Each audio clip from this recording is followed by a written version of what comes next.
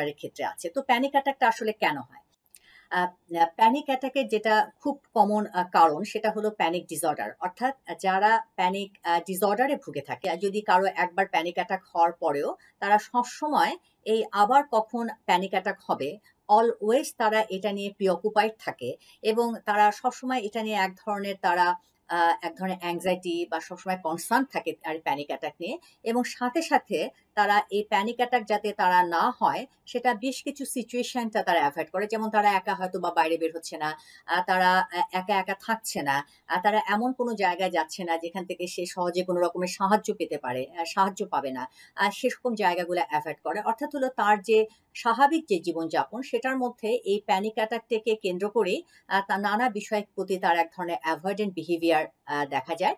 এবং তার এই যে প্যানিক অ্যাটাক বা তার যেই এই প্যানিক অ্যাটাক হওয়ার কারণে তার যেটা সবসময় সেটা দিয়ে চিন্তা দিয়ে